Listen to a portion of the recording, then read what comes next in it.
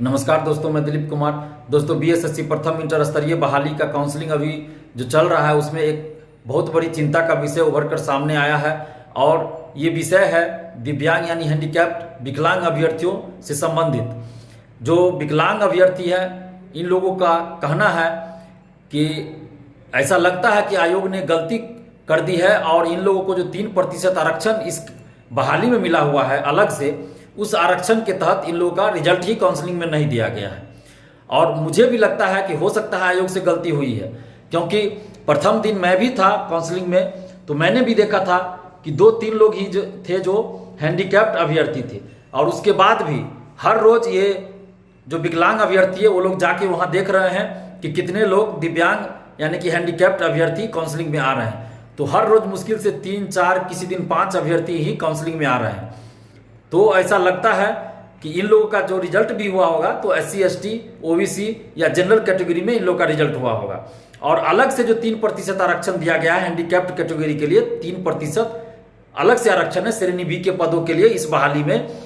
तो हो सकता है आयोग ने गलती कर दी हो और गलती की वजह से 3% आरक्षण को इन लोगों ने नजरअंदाज कर दिया हो। चूंकि आयोग ने पहले भी गलती किया है, ऐसा नहीं कि आयोग ने गलती नहीं किया है, पहले भी आयोग ने गलती किया है कि PT का रिजल्ट आ गया, मेंस का रिजल्ट आ गया, टाइपिंग फिजिकल सब कुछ हो गया, काउंसलिंग का इंतजार कर रहे थे लोग और अचानक से 1218 नए अभ्यर्थियों को PT पास बताया जाता है, PT का रिजल्ट दिया जाता है और कहा जाता है कि आयोग से गलती हो गई थी। तो हो सकता है आयोग ने फिर से कोई गलती कर दी हो और 3% जो दिव्यांग कैटेगरी का आरक्षण है उस आरक्षण को नजरअंदाज कर दिया गया हो।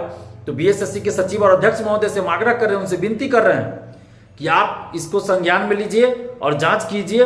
अगर गलती से भी छूट गया है 3% आरक्षण के तहत आपने काउंसलिंग में रिजल्ट नहीं दिया है तो अविलंब 3% आरक्षण के तहत हैंडीकैप्ड लोगों का जो आरक्षण है उसके तहत आप अविलंब काउंसलिंग के लिए लिस्ट जारी कीजिए और उन लोगों का काउंसलिंग करवाइए, क्योंकि ये लोग हैंडीकैप्ड हैं और ईश्वर ने पहले ही इनके ऊपर बहुत दुख तकलीफ डाल दिया है और ये लोग दुख तकलीफ झेलते हुए भी यहाँ तक पहुँचे हैं, पढ़ाई किए हैं, हिम्मत नहीं हारे हैं, धैर्य रखे हैं और पढ़ाई करके यहाँ तक पहुँचे। 7.5 साल से नौकरी का इंतजार कर रहे हैं, 7.5 सालों से इस बहाली में लगे हुए हैं और ये किस तरह से अपनी ज़िंदगी जी रहे होंगे।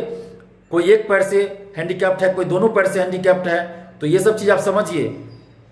कोई एक आँख से है कि नहीं देख रहे हैं, कोई दोनों आँख से नहीं देख रहे हैं। तो आप इस सब चीज़ों को समझिए और मानवीय रुख अपनाइए और जो इन लोगों की समस्या है, जो इनकी चिंता है, उनकी चिंता को आप दूर कीजिए, क्योंकि इन लोग का कहना है कि अगर आयोग से गलती हो गई है तो आयोग अपनी गलती को सुधार कर दे और 3% जो अलग से आरक्षण है दिव्यांग कैटेगरी के लिए यानी हैंडीकैप्ड कैटेगरी में, तो वो आरक्षण के तहत आप रिजल्ट दीजिए। और इसमें कोई बड़ी बात नहीं है, क्योंकि अगर आप 3% आरक्षण इस बहाली में इन लोग को मिला हुआ है दिव्यांग कैटेगरी के स्टूडेंट्स को, अगर आप नहीं देंगे तो फिर ये अमानवीय व्यवहार होगा और किसी भी तरह से अमानवीय व्यवहार नहीं होना चाहिए। इन लोगों के साथ अन्याय नहीं होना चाहिए, क्योंकि ये लोग वैसे भी बड़ी मुश्किल से अपनी ज़िंदगी गुजार रहे हैं, बड़ी दुख तकलीफ में रह रहे हैं ये लोग, क्योंकि हैंडीकैप्ड हैं। और कोई भी कल्पना कर सकता है, आप भी कर सकते हैं, हम भी कर सकते हैं, कोई भी कल्पना कर सकता है कि इन लोगों को कि हैंडीकैप्ड जो है उन लोगों को कितनी तकलीफ होती होगी अपनी ज़िंदगी गुजारने में। और ये लोग इन तकलीफ़ों के बावजूद भी पढ़ाई करके यहाँ तक पहुँचे हैं, 7.5 साल से लगे हुए हैं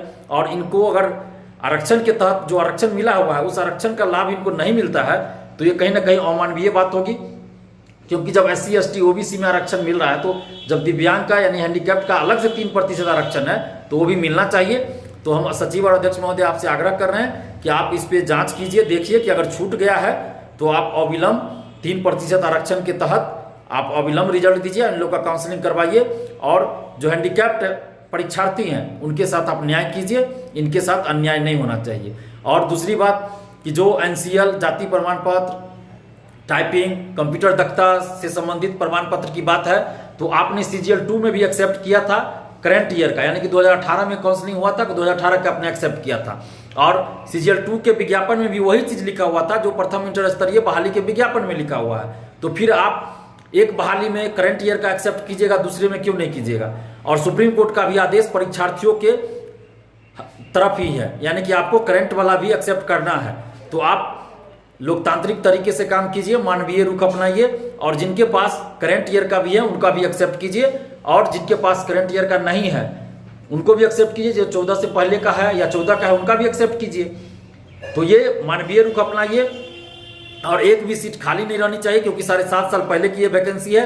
अगर एक भी सीट खाली रहती है तो काउंसलिंग के लिए आप सेकेंड लिस्ट जारी कीजिए, और किसी भी परिस्थिति में एक भी सीट खाली नहीं रहनी चाहिए। और आप तमाम परीक्षार्थियों से भी आग्रह करें कि आप लोग एकजुट रहिए और एकजुट होकर आवाज उठाते रहिए, ताकि बीएसएससी मनमानी न करे। और दूसरी तरफ बीएसएससी के सचिव और अध्यक्ष महोदय, हम आपसे ये भी आग्रह कर रहे हैं कि आप जो फर्जी अभ्यर्थी पकड़े जा रहे हैं उसका आप फोरेंसिक जांच करवाइए, क्योंकि CGL 2 में भी आपने फोरेंसिक जांच करवाया था। तो फोरेंसिक जांच करवाइए, और उसमें जो फर्जी अभ्यर्थी पकड़े जाते हैं उस पर आप निश्चित रूप से कानूनी कार्रवाई कीजिए।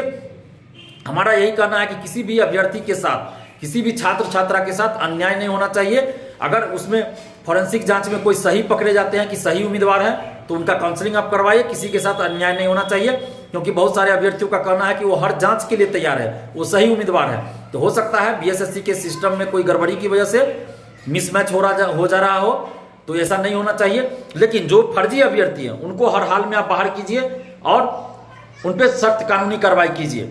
हम लोग हमेशा फर्जीवाड़ा के विरोध में है, धांधली के विरोध में, सेटिंग वेटिंग के विरोध में है। तो हम यही कहते हैं कि जो फर्जी अभ्यर्थी है उन पर आप निश्चित रूप से कानूनी कार्रवाई कीजिए, और फोरेंसिक जांच करवाइए। आप फोरेंसिक जांच में जो फर्जी निकले उस पर निश्चित रूप से आप कठोर कानूनी कार्रवाई कीजिए। और अभी जो दिव्यांग यानी कि हैंडीकैप अभ्यर्थियों की समस्या है, चिंता है, उनकी चिंता को दूर कीजिए और आप जांच कीजिए। अगर इनका रिजल्ट 3% आरक्षण के तहत आपने नहीं दिया है तो अविलंब रिजल्ट दीजिए और काउंसलिंग करवाइए। धन्यवाद, जय हिंद।